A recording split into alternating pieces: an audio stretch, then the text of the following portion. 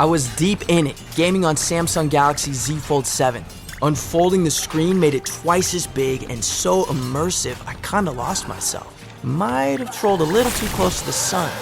Someone in the chat told me to touch grass, so I took my Z Fold 7 outside and kept playing.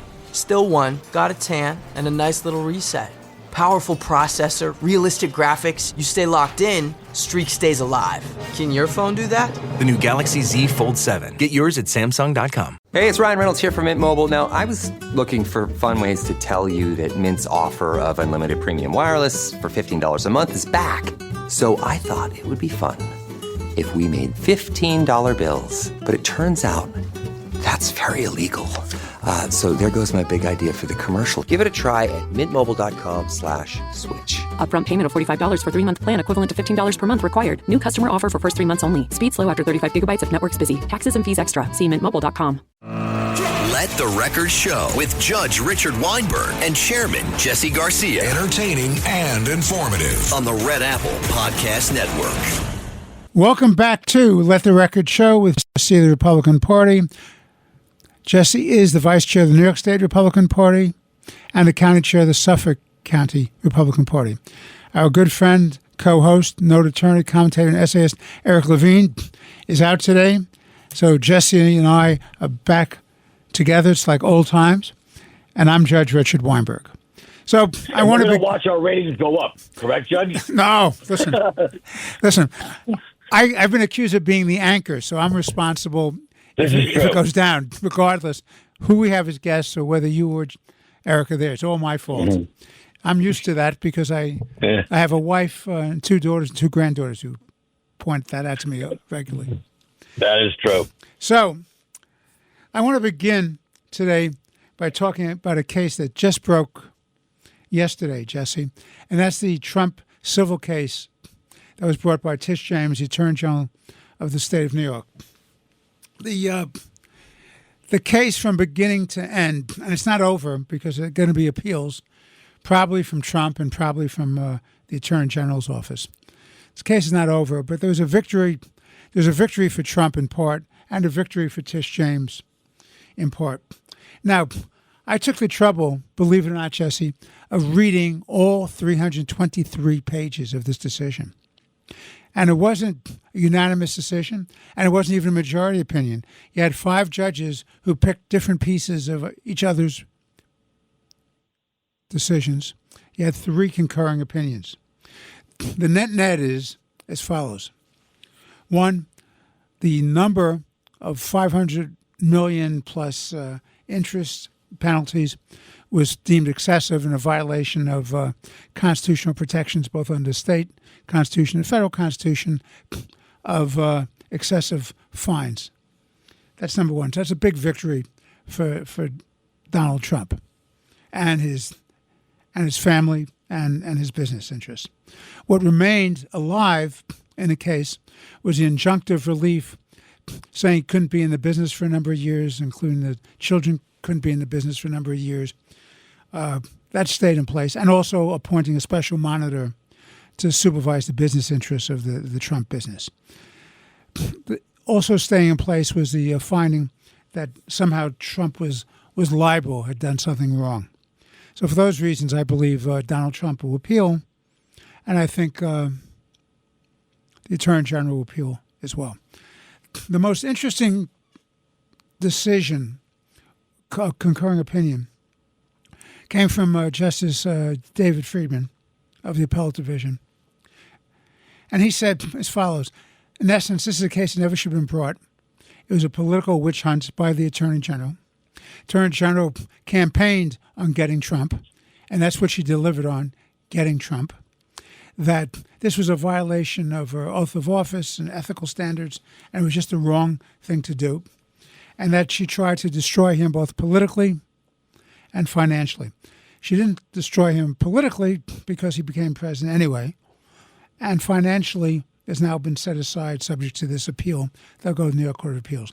So good for Justice Friedman for pointing that out. I think this was a shameful act by the state attorney general. She had no business doing what she did.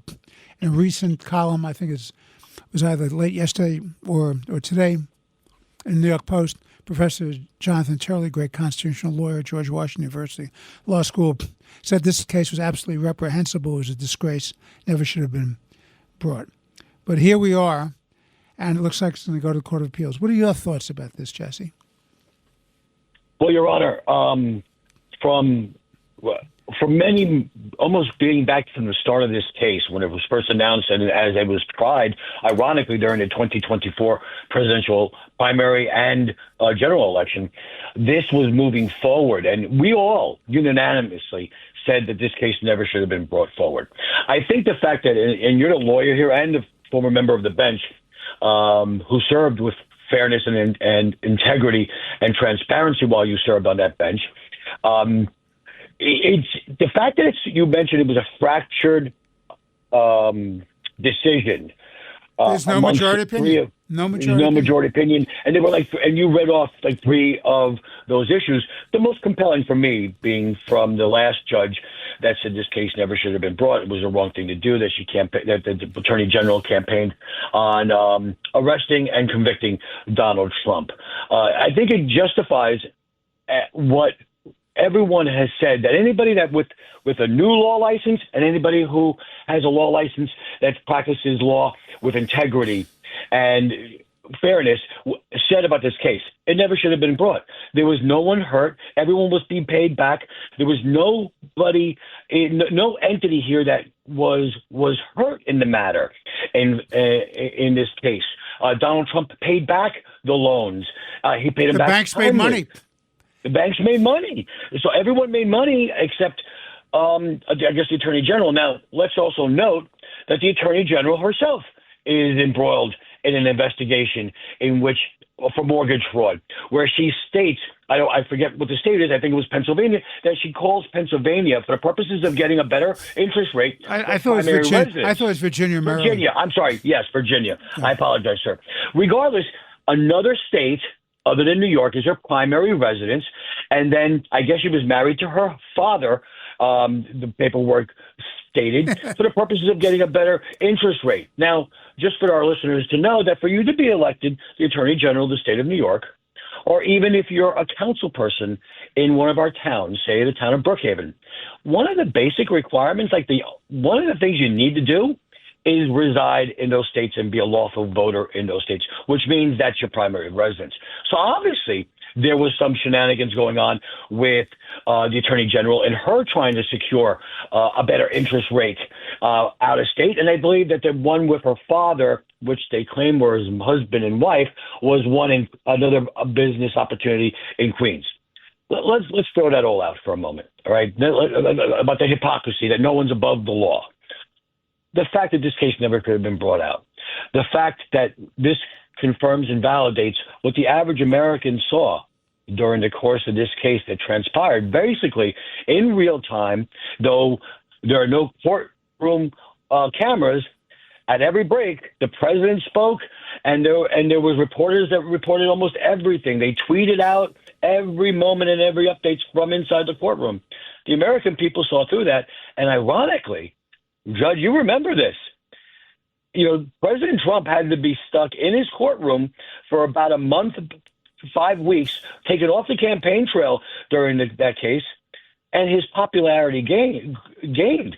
He had a 4,000, 5,000 person rally in the Bronx of New York during this time. Now, for our listeners across the county, across the state, a Republican presidential candidate in the Bronx is a unicorn.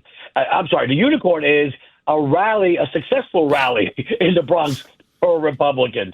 So it's amazing how this backfired. But seriously, it really did show the flaws in our justice system.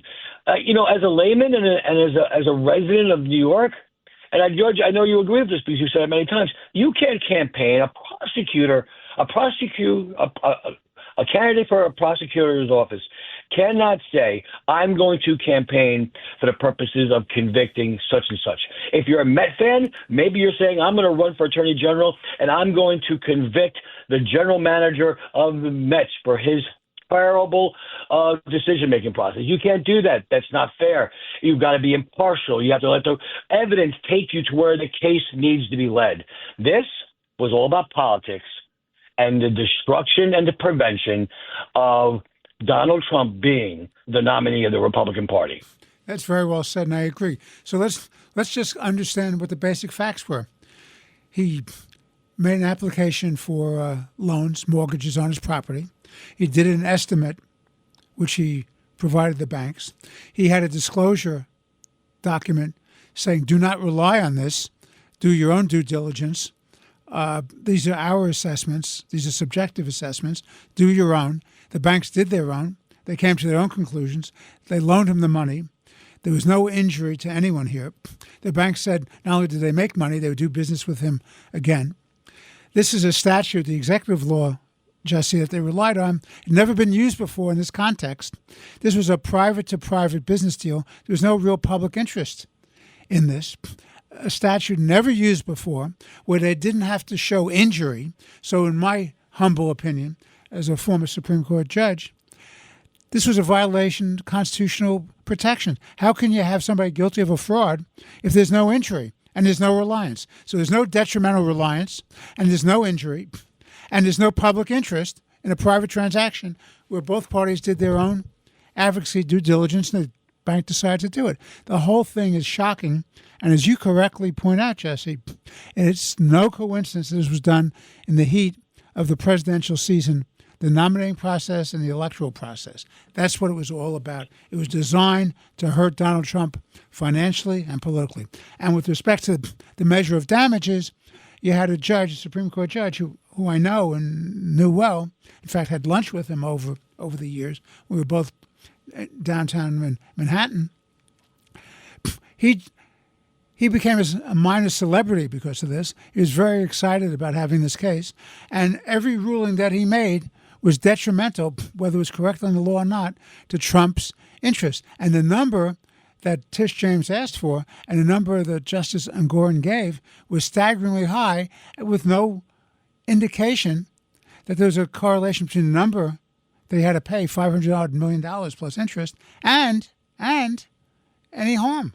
No economic injury. So let it be a lesson. In that regard, I want to raise a second issue with you. I see, as you and I are doing this program, that the FBI has done a search of Ambassador Bolton's home. And they're now looking for documents. The question being, did he take documents that were classified documents and they should have been returned? And did he use them for his book, which I think the name of the book was called In the Room. Now, I have no idea about the validity of this investigation. I'm not an insider. I am an outsider, but I have my own opinion. I know Ambassador Bolton. I've met him a good number of times. I've talked with him one-on-one. I've always found him to be a very decent man, a man who's a true patriot. I know there's a contract on his head from the Iranian government. He served his country honorably and well. I would certainly hope, and I have no reason to believe that this is a political vendetta by President Trump and the Justice Department. I would hope that these people learn the lesson that you should not use the justice system, the investigative powers, the FBI or other agencies, the Department of Justice, for political agendas and for lawfare. I would hope they've learned that lesson, and I would certainly hope that they would not go after Bolton based on that. I have no reason to believe they have, but that's my hope, because I know Pam Bondi, the Attorney General of the United States, and I have great regard for her.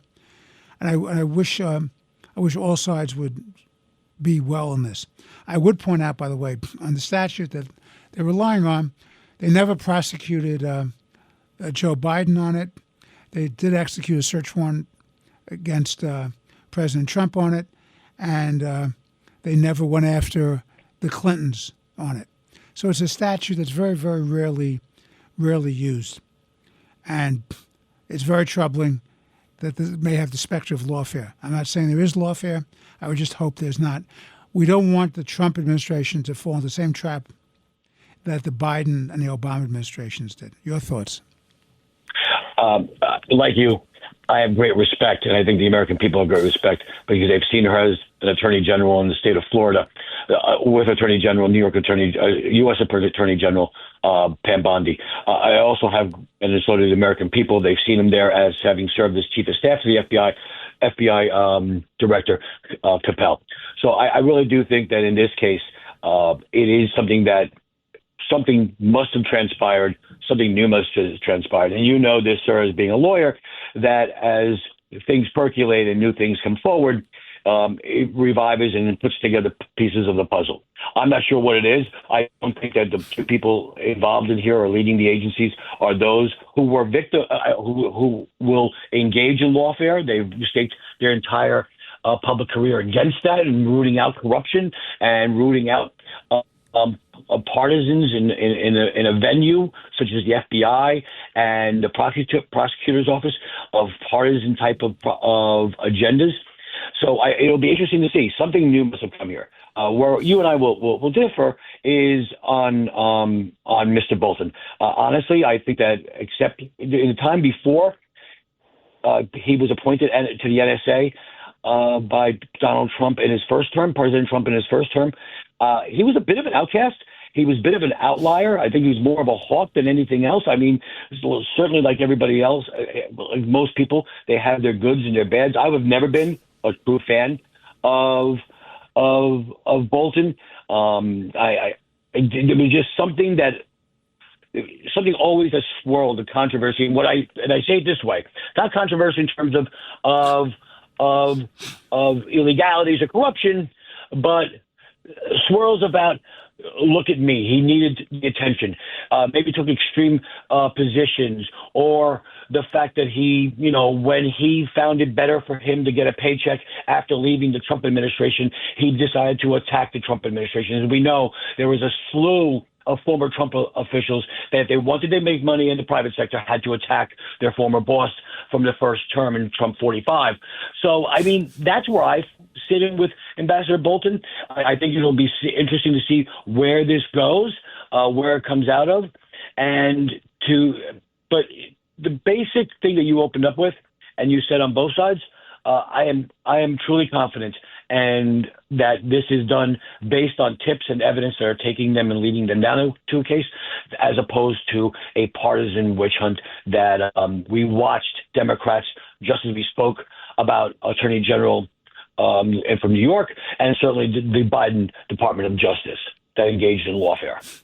Well, the problem is, it's the old story about Stalin and his chief of the secret police, Beria, and Stalin was talking about his political enemies, and Beria said to Stalin, "Show me the man, I'll show you the crime," which means they would just target somebody and just go after them because they're on the other side of politics. And Donald Trump, more than any person in my lifetime, has been the victim of that kind of lawfare, of that kind of Stalinist Beria attack on somebody just because he was on the other side of public policy or a political group. And I would hope that the Justice Department under Pam Bondi and Patel as the FBI director will do the right thing, take the evidence where it is, take a real hard look at this. Again, your points about what he did in a post-Trump administration are compelling and concerning. But again, I do know as an NSA advisor and at the UN, he was a compelling leader to protecting and defending this country. He was way ahead of the curve in understanding the threat of Russia. He certainly understood how Obama and Biden had sold out this country with the Iran deal and how dangerous that was. And he was always warning about that.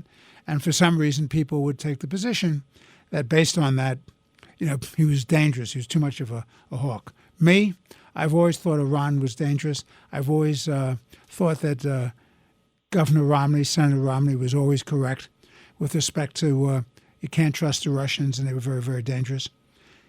And we'll see where the chips fall, Jesse. This is Let the Record Show with Chairman Jesse Garcia of the Republican Party. I'm Judge Richard Weinberg. Please stay tuned. We'll be back in but a few moments for more interesting and important conversation. Please stay with us. Let the Record Show with Judge Richard Weinberg and Chairman Jesse Garcia on the Red Apple Podcast Network.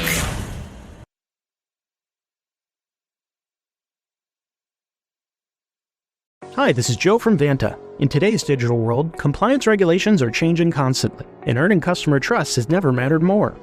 Vanta helps companies get compliant fast and stay secure with the most advanced AI, automation, and continuous monitoring out there.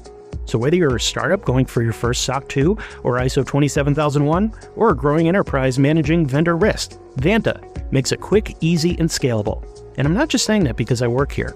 Get started at Vanta.com. Gatorade is the #1 proven electrolyte blend designed to hydrate better than water.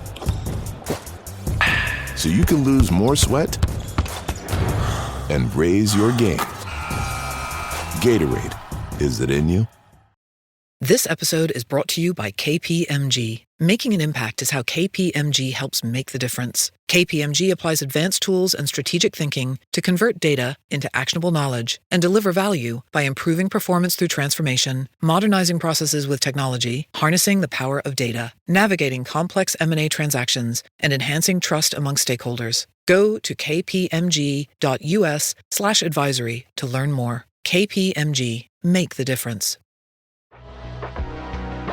Leading a business today means constantly adapting. On the Executive Insights podcast, brought to you by AWS, global leaders share how they're making tough calls, testing bold ideas, and putting innovation into practice, generative AI included. If you're looking for real stories behind what's working, this is it.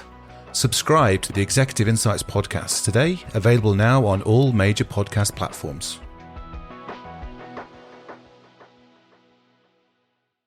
Let the Record Show with Judge Richard Weinberg and Chairman Jesse Garcia. Entertaining and informative on the Red Apple Podcast Network. Welcome back to Let the Record Show with Chairman Jesse Garcia of the Republican Party. Jesse is the Vice Chair of the New York State Republican Party. Our esteemed co-host, good friend, noted attorney, commentator, and essayist Eric Levine is out today. I'm Judge Richard Weinberg. So, Jesse, on the break, you raised a couple of good points on closing out the first discussion we had today. Would you bring it to our listeners' attention?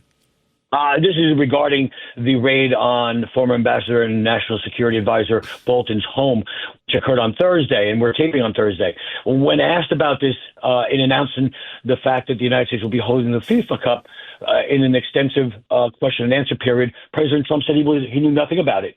And I believe him at that point, and I believe that is indicative of the difference between the Trump administration and the Democrats who run prosecutor's office.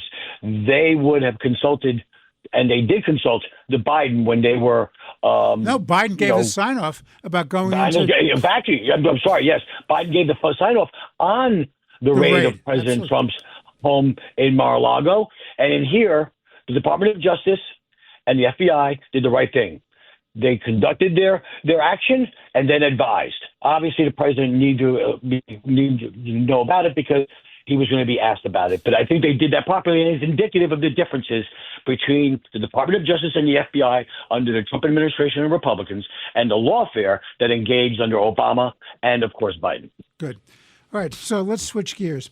So this character, Mamdani, this democratic socialist, this Islamist, this supporter of Intifada, which is violence against the Jewish people and the state of Israel, which he will not renounce, saying he supports it, having a father who believes that people wear suicide vests and destroy their political opponents, their cultural opponents, or heroes. That's the father. Somebody who just became a citizen of the United States in the last 6 or 7 years. Where is he from? Uganda? Is that where he's from? I believe so. So that this is the guy who's now, at this moment in time, a leading candidate. He's 33 or 34 years old. He's a kid with no real life experience. He knows nothing about economics, public policy, the Constitution of this United States. He's a very dangerous guy. public safety. He's against the cops. He's railed against the cops. He wants to defund the police. He wants to replace police with social workers. He is, to my mind, a clear and present danger to the people of the city of New York, and he's become a national figure to such an extent, Jesse, that Time magazine made him the cover child. They put him on the cover. Now, I submit to you that what's happening here, Time magazine and other media and other political figures are now normalizing Islamist radicalism and as well as socialism in America. And this has worldwide implications. Now, let me talk about something that is very, very important, in my opinion. Mamdani has a lot of arguments about free stuff this, free stuff that, free bus rides, free childcare. He's going to freeze the rents. So let me say this to you about freezing the rents. First of all, if you freeze the rents, owners will not maintain their properties. They will not have the money for the insurance to pay their employees, to repair the buildings, to upgrade the buildings, to pay for insurance, to pay for heating oil. They will have nothing to pay because they can't make the money to do it in an economy where costs keep going up. So this has surface appeal, the so-called freeze the rent movement. And he's promised as mayor that he's going to have a 4-year rent freeze. Now, forget about apartments not being maintained and being abandoned. Right now, you have about 100,000 apartments in the city of New York that are rent stabilized or rent controlled, and they're being warehoused because the people can't afford to put them on the market on these onerous rules of rent stabilization and rent control. They can't make a living out of this. Large numbers of the people, as you've pointed out on previous shows, Jesse, who own these buildings are mom-and-pop operations. They're not big empires. They're people who scrape together a few bucks and bought a building and have a tenant. And you're putting those people at rest. Those are the middle-class people who you need to have a viable economy in the city and the state of New York. It's a ridiculous proposition. And I believe, frankly, that rent stabilization and rent control, notwithstanding what the Supreme Court has ducked the issue, I believe it's an unlawful taking of property in violation of the Fifth Amendment of the United States Constitution and the Constitution of the State of New York. I don't believe they have a right to tell people what they can charge for rent. Let the market dictate. And it's all about supply and demand.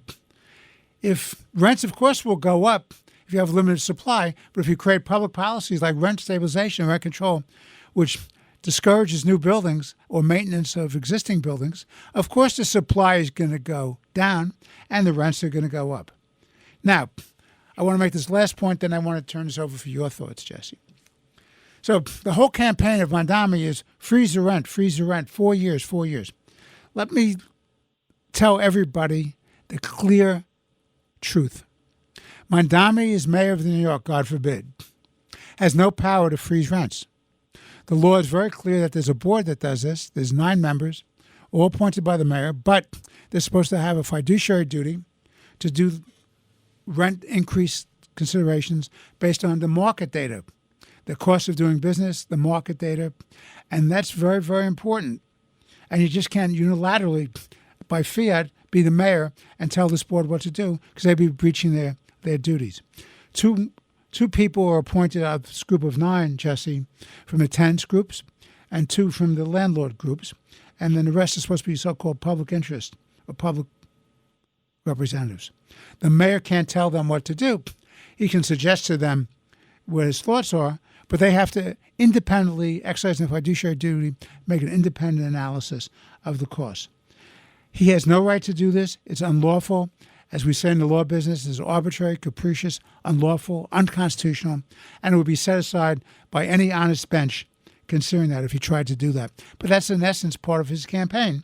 So what he's doing, he's leading a campaign based on absolute fraud, which anybody who's taken the trouble to do any kind of study of this will tell you it's a fraud. It cannot be done. It's illegal, unlawful, unconstitutional. He knows it. He's doing it anyway to get cheap votes based on a lie. What do you say? Well, to speak to that point, Mamdani is just another of many string of Democrats that that promise free things to the voters, to put shiny objects in front of them to earn their support, only to abandon them when reality strikes and they're unable to do that. Sounds almost like the Joe Biden, just wipe away school loans proposal that died. And he knew, and he knew, and he knew it.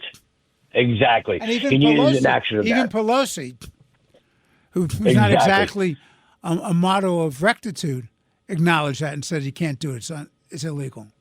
Absolutely. But let's see to what it's supposed. The goal of Mamdani is to freeze and give free stuff, which is not going to happen. You have pointed out, let's go to the legal challenges first. The legality says that this board, the Rent Control Board, the Guidelines Board, is committed to consider raises and on a case-by-case basis. On an annual basis, every year. On an annual basis, exactly. And it must do that free from any type of influence from the outside board. They're an independent body. Certainly, Mamdani has already written the brief against his rent guidelines board if he's elected, and God forbid he is elected. But let's talk about the real aspect here. We're supposed to do some affordable housing in the city of New York. We're supposed to have affordable housing in the state of New York and in all our regions.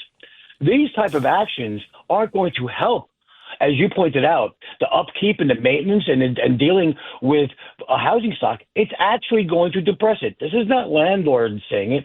These are economists and industry experts. Developers will less likely be able to take on projects, including those with affordability components in zoning, if the returns on estate stabilization units are not fair and equitably based on economic conditions. That's just the way it is.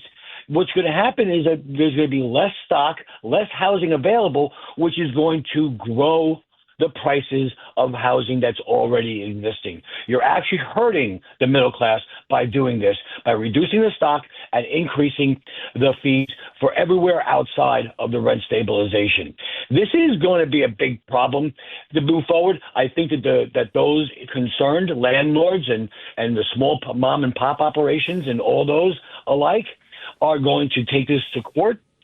It'll be probably stuck in there for about 2 years, but ultimately they're going to come out successfully in this thing. And who's going to suffer? The residents who depended on this free gimmick that Mamdani knows will not pass legal muster, won't be successful, and is actually going to increase prices and of housing and reduce the stock, as opposed to actually helping the middle class. Well said. I saw an article in the New York Post, in Thursday's New York Post, by Andrea Pizer. And, Democrats who are supposed to be big feminists are concerned about the rights of women. And as a father of daughters and I have 2 granddaughters, and my mother was a woman and my wife is a woman, so I know a little bit about women and their concerns and the need to respect and cherish them and to protect them against violence and oppression. There's a dirty little secret that nobody's talking about. And in Andrea Pizer's article, Jesse, I found very troubling. Nobody keeps statistics of these so-called honor killings. Now, what is an honor killing? I mean, the idea of even calling honor killing is just outrageous. What it means is if the father arranges a marriage for a child and the child refuses to marry that person, the father or the brother has an absolute right to victimize the girl or the woman who rejects this fixed marriage, this arranged marriage. And to such an extent, women have been beaten, they've been tortured, and in fact, they've been murdered. And this phenomena is a cultural phenomena that comes from the Middle East, from Muslim countries. Now, I'm not saying all Muslims believe in this. That's absolutely wrong. I don't believe that at all. But there is a segment of that population that believes they have an absolute right to control and discipline the lives of their children, and if necessary, to exterminate those children if they don't abide by the dictates of the parents. And I think this is a horrible situation. And I'm calling upon the FBI and state and local authorities. They should start keeping a registry of these kinds of situations. They should start having an educational program with the new immigrant population saying, when you come to America, you believe and abide by the laws and the culture of America. It's wrong to have done it in the old country, but you certainly can't do it in this country. And we should be protecting the women of America, whether they're new immigrants or they've been here for generations. No one has a right to dictate to someone who they should marry, who they cannot marry, and to punish them with physical violence and even death. Your thoughts? By the time that we're recording this, I did not have an opportunity to read and go over Andrea Paisa's column. I look forward to doing that after we record this show. But I certainly agree with you. I think time has come and for these type of records to be kept. Any type of actions like this of violence or that of an assault on individual rights and such of women, men, and all such, it needs to be brought and stopped. It seems that what concerns me is in those states and those political jurisdictions, mostly controlled by Democrats, all controlled by Democrats, their soft on crime policies allow for these type of actions, and they're supposed to be the party of the feminists. Exactly, they are. Where are they? They haven't been. We haven't seen them there. They allow boys and girls sports. They don't care about the open borders. They allow sex trafficking of children and of women and prostitution and so on and so forth. It goes on. The list goes on and on. I really don't understand what the problem with Democrats are when it comes to being just right on public safety, which is the protection of our citizens, all citizens, no matter what race, creed, color, religion, and whatnot. It should, in the prosecution of crime and going after criminals should have should be colorblind. It needs to move forward that way for us to be safe in our communities and our neighborhoods. And that means everyone being safe. So I agree with you, Your Honor. I look forward to reading Ms. Paisa's column. It's an important document that our law enforcement individuals, officials, need to take up and begin the process, if they had not already, to stop. Because, the issue of America is it's not that you impose it's not to impose your ideology here. It's that you become part of the great amalgamum that is the United States of America. Our Constitution, our Bill of Rights. You came here for a reason, to be safe, to be prosperous, to be free, and to live liberty and such. That does not mean that you can impose your will from your country that's wrong there and do it here. That's well said. Which leads me to the following topic.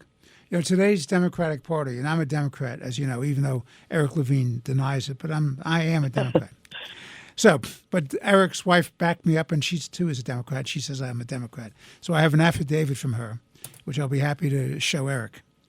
So this is my problem with the Democratic Party today. It seems to me they've lost their sense of morality. They have a loss for moral compass. There's a death of common sense moderation. They're becoming an extremist movement both domestically in terms of foreign policy as well. Domestically, they fight the police, they fight ICE, they make the lawbreakers the victims. They denigrate the law enforcement officials who are trying to keep the country safe.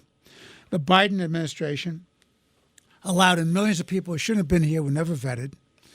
The city of Washington, D.C., for example, was overrun with violence. The nation's capital is overrun by violence. It's dirty, it's filthy, the quality of life was bad, carjackings every day, people being murdered in the streets.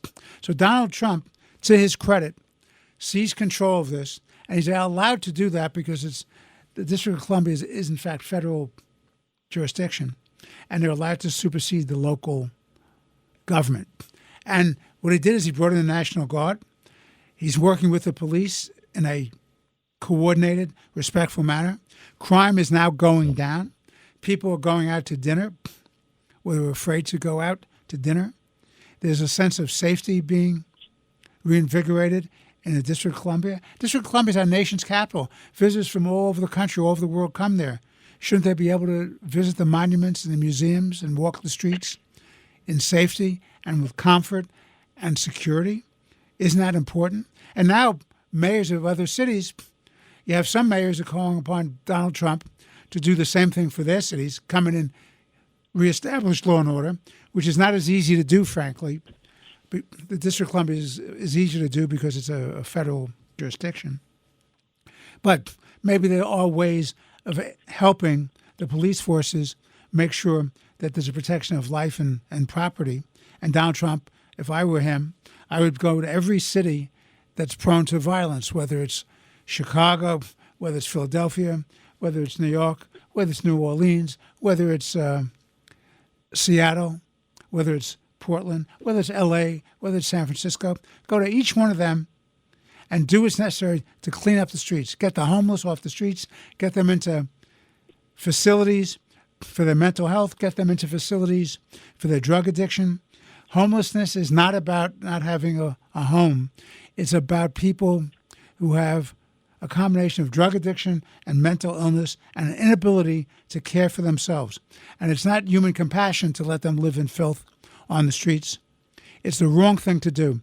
And by the way, when you let people live on the streets in filth and dirt, all kinds of diseases are resuscitated that you haven't seen since the Middle Ages.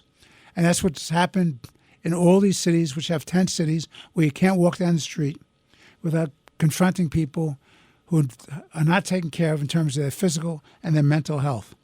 So, Democratic Party, get your heads together, support Donald Trump in his effort to restore common sense, public safety, and law and order. You'll be a better party for it, and you'll have a future. If you don't do that, you're doomed to lose even more people. And for the first time, Jesse, and I know you follow this stuff very carefully, for the first time, Jesse, Democrats are losing members. Republicans are gaining members. It's the first time in decades that this has happened. And this is an enormous change in our way of life. That Democratic Party, which has been a majority party for a long time, is now losing support. And I submit to you, it's because there's lack of a moral compass, a common sense center, and they're being led by the nose by the extreme radicals, whether the Islamist fundamentalists, the anti-Semites, the pro-terrorists, the socialists. Whatever they're doing, they better grow up, wake up, and do the right thing for this country, or that party is doomed.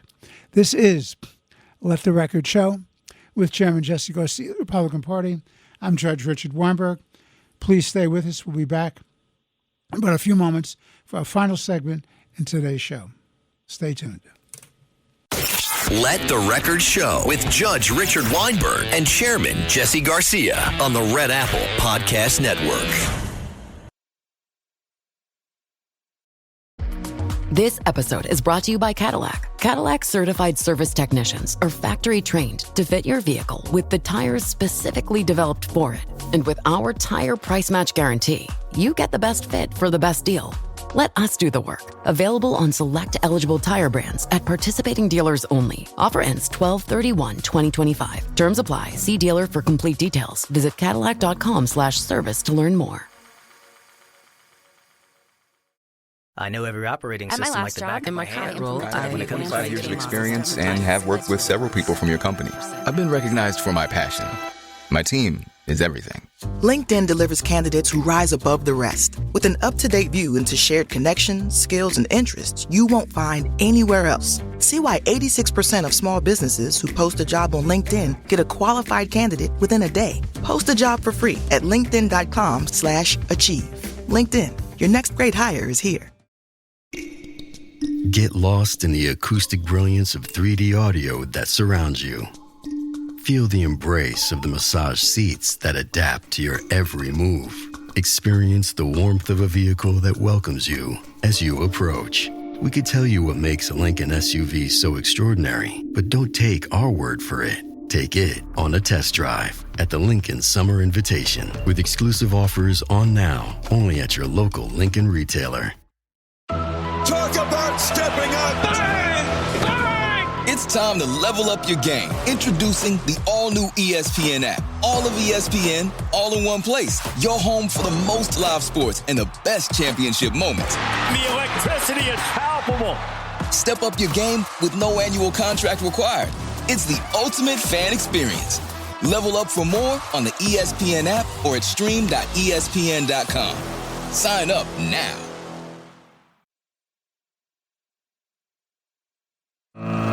Let the Record Show with Judge Richard Weinberg and Chairman Jesse Garcia. Entertaining and informative. On the Red Apple Podcast Network.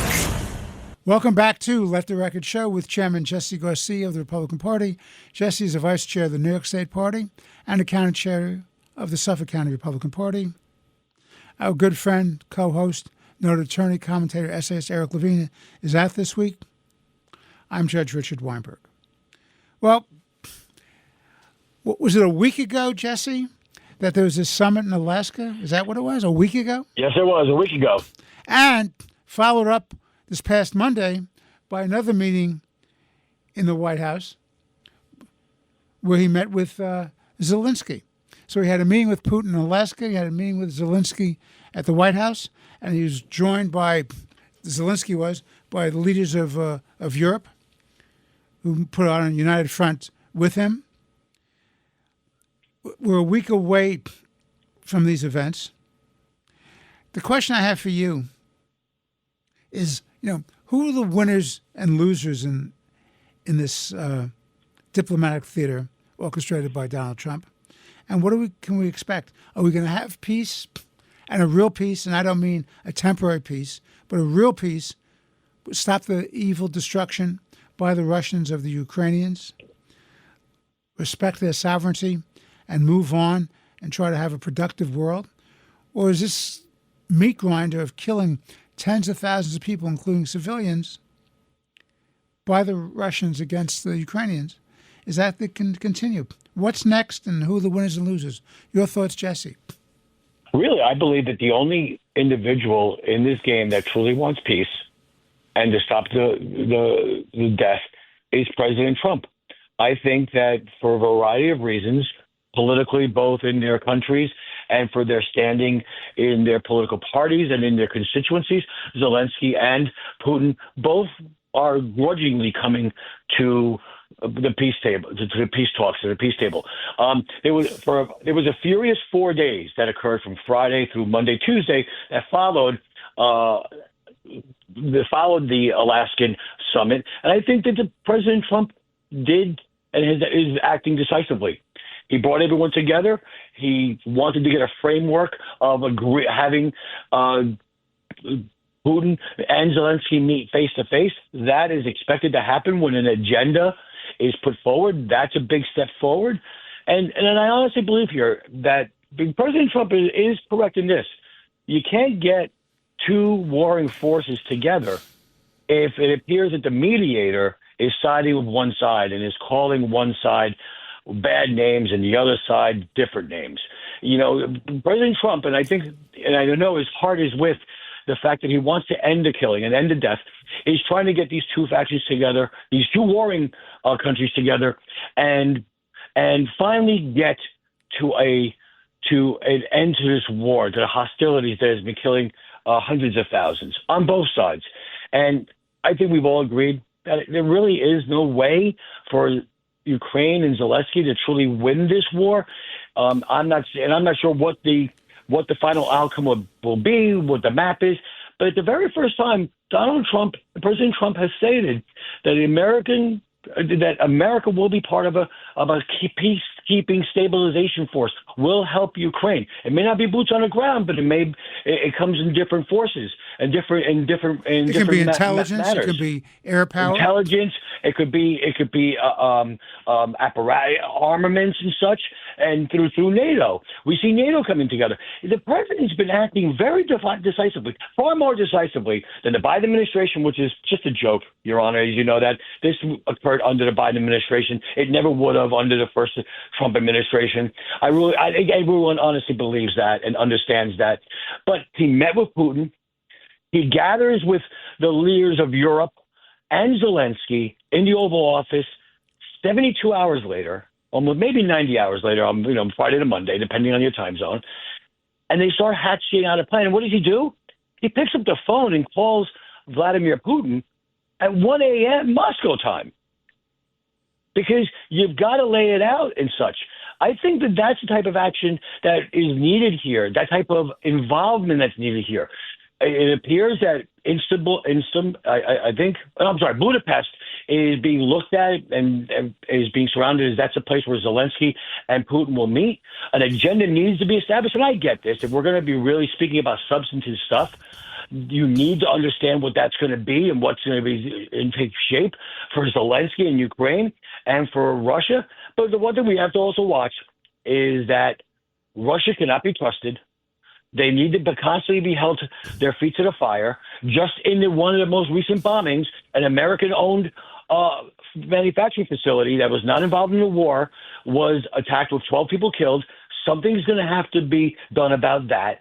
Putin is pressing this right to the line, but at one point or another, that's going to come to an end. But I do believe that in this case, with a nuclear power involved, you need to need to expend every effort to bring these parties to the table and have a peaceful drawdown and end to this war. Well, That's sustaining. Let me ask you this question. It seems to be Trump's idea that the next meeting will be Zelensky and Putin together in the same room at the same time without Trump in the room to moderate, mediate, facilitate. What are your thoughts about that? Is that and then thereafter, after that meeting, to move into a so-called trilateral meeting where Zelensky, Putin, and Trump are all in the same room at the same time? What are your thoughts about that? I think that is, I believe, and from what I can gather from that, I do trust the negotiation style of President Trump. There are probably things that need to be said, need to be aired out, that really have no stake in the real nuts and bolts of an ending of this war, a peaceful ending of this war, that these two men need to look eye to eye at each other and such, that we can get that out, like almost like an airing of grievances, and then really get down to business. But the fact that these two men will be in the room together to speak for a common goal of bringing peace to their regions, to their two respective countries, and both countries have suffered, greatly. But only one, I think, has a better shot at winning this war, despite the stalemate that they've been surprised to be in for almost 4 years now, 3.5 years, in the case of Russia, is that President Trump walked into that summit on Friday, as we discussed, leading up to this, with one big hammer in his pocket. The U.S. Congress is prepared to grant him the ability to issue secondary sanctions, and to also be able to, I believe, on those companies that deal and buy oil and products from Russia, where that's going to hurt the Russian economy. That's going to hurt the economy that is fueling their war machine. And with that is where the tenuous situation of the economy in Russia will then become the nip at the heels and the power and the influence of Putin in his own country.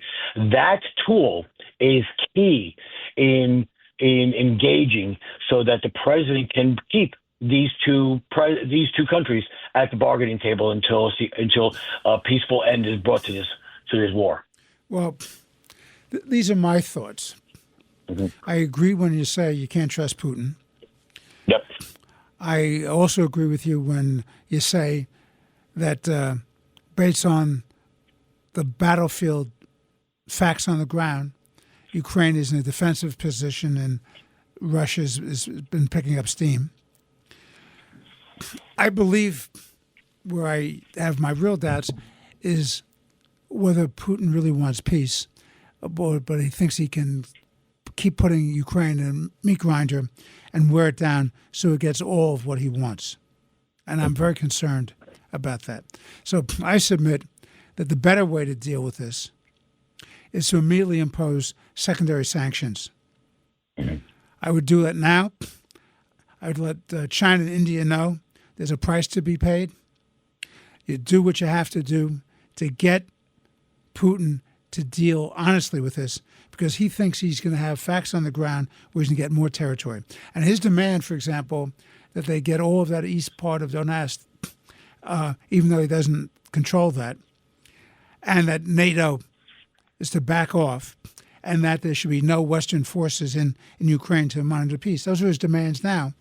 Those are unrealistic demands. Now, they may be negotiating positions, but they're unrealistic.